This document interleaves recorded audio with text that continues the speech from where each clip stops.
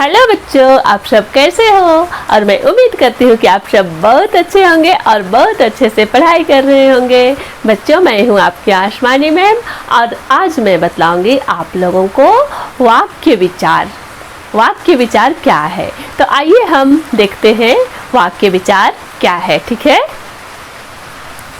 वाक्य विचार अर्थ प्रकट करने वाले सार्थक शब्दों के व्यवस्थित समूह को वाक्य कहते हैं। ये है वाक्य की परिभाषा। ठीक है, आप लोग इसको अपनी कॉपी पर नोट कर सकते हैं। ठीक है, वाक्य की परिभाषा क्या है? अर्थ प्रकट करने वाले। अर्थ प्रकट करने वाले कहने का मतलब है जिसका अर्थ हम समझ सके। सार्थक शब्दों के, सार्थक शब्द मतलब जिसका अर्थ निकले। ठीक है, सार्थक शब्दों के व्यवस्थित समूह। समूह मतलब आप लोग समझते हैं समूह क्या होता है, जिसको हम ग्रुप कह सकते हैं। ठीक है, समूह को वाक्य कहते हैं। ठीक है, किसके ग्रुप को, किसके समूह को वाक्य कहते हैं? सार्थक शब्दों के। ये शब्द क्या है? ठीक है बच्चों, मैंने आप लोगों को पिछला वीडियो में बतलाया है शब्द क्या है। शब्द क्या है? वर्णों के सार्थक मेल को शब्द कहते हैं। जैसे क, म, ल, कमल, म, द, न, मदन, इस तरह वर्णों के सार्थक मेल को शब्द कहते हैं। ठीक है, शब्द वर्णों के सार्थक मेल को शब्द कहते हैं। और शब्दों के व्यवस्थित समूह को वाक्य कहते हैं। व्यवस्थित समूह मतलब जो भी शब्दों का समूह है, जो भी शब्दों का ग्रुप है, उसे व्यवस्थित रहना चाहिए। एक व्यवस्था में मतलब रहना चाहिए। ठीक है, व्यवस्थित करने का मतलब आप लोग समझ रहे हैं ना, कि मतलब शब्द जो है वो सही क्रम में होना चाहिए। ठीक है, सही क्रम में व्यवस्थित होना चाहिए। यदि हम शब्द को इधर उधर लिखेंगे तो वो सही वाक्य नहीं कहलाएगा। ठीक है, आइए मैं आप लोगों को उदाहरण से समझाती हूँ तो आप लोगों को समझ में आ जाएगा। ठीक है, जैसे राम पुस्तक पढ़ता है। बच्चों, इस वाक्य को देखिए, राम पुस्तक पढ़ता है। ये एक शब्दों का सही क्रम है, ये सही क्रम में व्यवस्थित है, इसीलिए ये वाक्य हमें सही लग रहा है। राम पुस्तक पढ़ता है। ठीक है, आप लोग याद रखिएगा, किसी भी वाक्य में सबसे पहले करता होना चाहिए। ठीक है, ये राम क्या है? करता है। उसके बाद कर्म होना चाहिए, उसके बाद क्रिया होना चाहिए।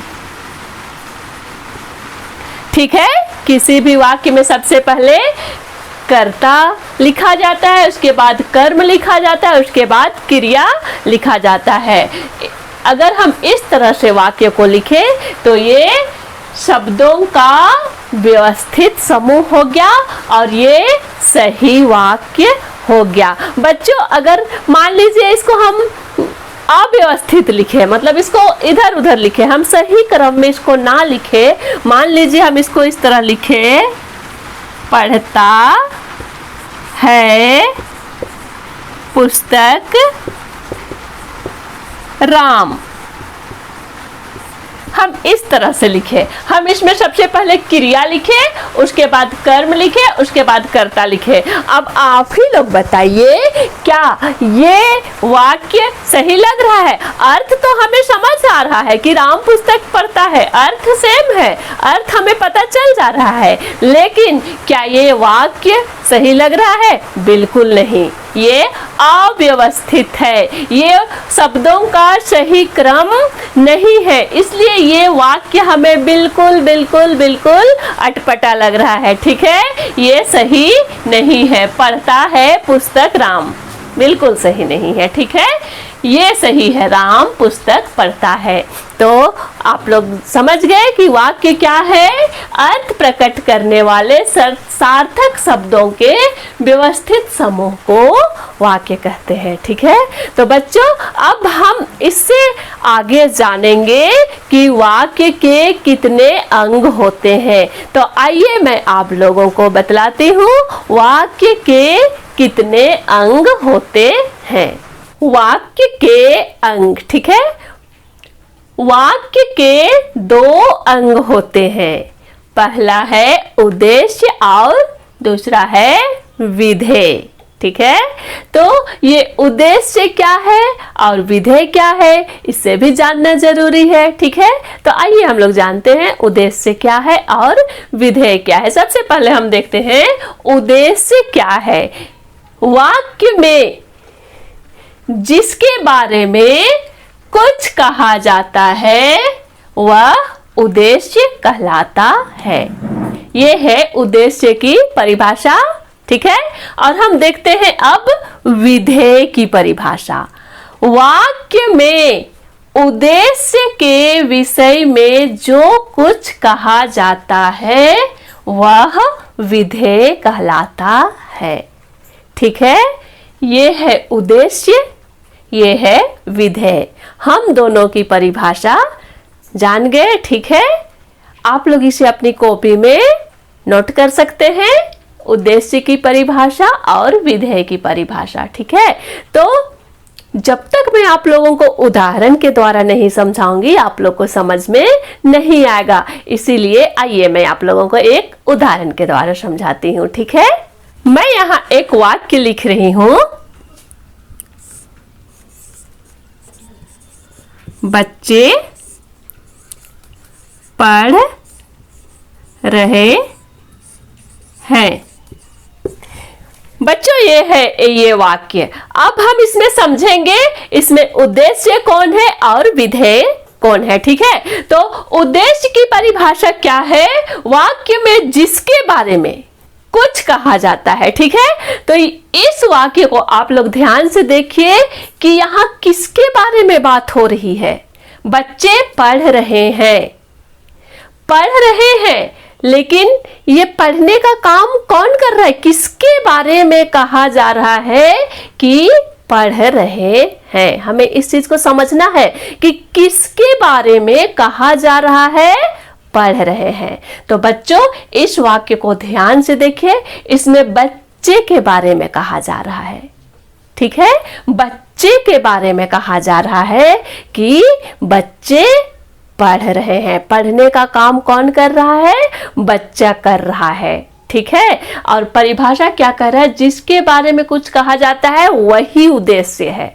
ठीक है, तो इसमें बच्चे उद्देश्य है। ठीक है, ये बच्चे क्या है?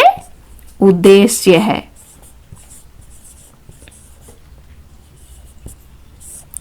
ठीक, अब विधेय क्या कहलाता है?